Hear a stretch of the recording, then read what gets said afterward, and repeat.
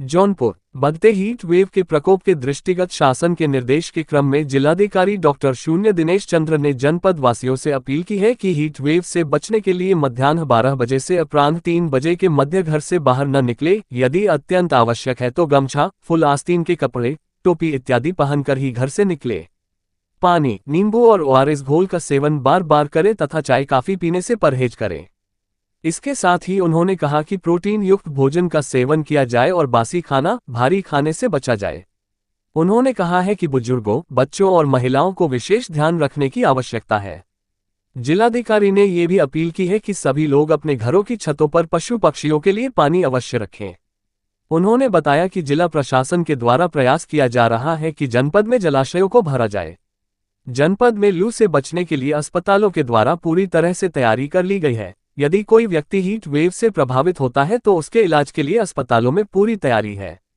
स्कूलों की समयावधि में भी परिवर्तन करने का प्रयास किया जा रहा है। उत्तर प्रदेश सरकार ने बढ़ती हुई गर्मी को दृष्टिगत रखते हुए 13 जनपदों में हीट वेव के अंतर्गत हाई अलर्ट जारी किया गया है। मेरा सभी जौनपुर के नागरिकों से, पत्रकार भाइयों के माध्यम से, इलेक्ट्रॉनिक और प्रिंट दोनों माध्यम से अनुरोध है कि हीट वेव से बचने के लिए आप विशेष रूप से जो हीट का अत्यधिक समय होता है 12 से 3 बजे के मध्य बाहर न निकलें, और यदि आवश्यक है तो बाहर निकलते समय हीट से बचने के लिए गमछा, टोपी इत्यादि का प्रयोग करें।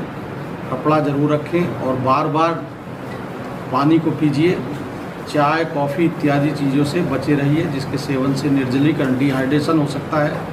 बार बार नींबू पानी, ओआरएस इत्यादि पीजिए और गर्मी में बाहर निकले से परहेज करिए। विशेष रूप से बुजुर्गों, बच्चों और गर्भवती महिलाओं को विशेष ध्यान रखना है। घर की छत पर जीव जंतुओं के लिए, चूँकि हीट वेव से वो भी प्रभावित होते हैं, थोड़ा पानी जरूर रखिए आसपास। विशेष रूप से स्कूल, तो बड़ी बड़ी बिल्डिंग्स हैं या जहाँ कहीं भी पशु पक्षी आते हैं। और हमारे द्वारा ये प्रयास किया जा रहा है कि जो हमारी तालाब हैं उनको भरवाया जा रहा है। मेरा आपके माध्यम से ही अनुरोध है कि बार बार पानी पीजिए और ऐसे भोजन का प्रयोग करिए जो प्रोटीन युक्त हो। बासी भोजन का प्रयोग न करिए। ढीले कपड़े पहनिए और सफ़ेद कपड़े पहनिए। साथ ही गर्मी से बचाव के लिए यदि बाहर निकलना भी है तो विश्राम बीच बीच में करते रहिए। ऐसी कोई स्थिति नहीं जिससे हम लोग न निपट सकें, केवल सावधानी आवश्यक है। कोई परेशान होने की भी आवश्यकता नहीं, पैनिक होने की आवश्यकता नहीं। गर्मी हर साल पड़ती है, केवल एहतियात और अच्छा भोजन, जो हल्का भोजन करने से, इस समय तरबूज का सेवन करिए, खरबूजे का सेवन करिए, खीरे का सेवन करिए। भारी भोजन ना करें। जूस बार बार पीते रहिए। नींबू जूस, नींबू में थोड़ा पानी और मिलाकर पी सकते हैं।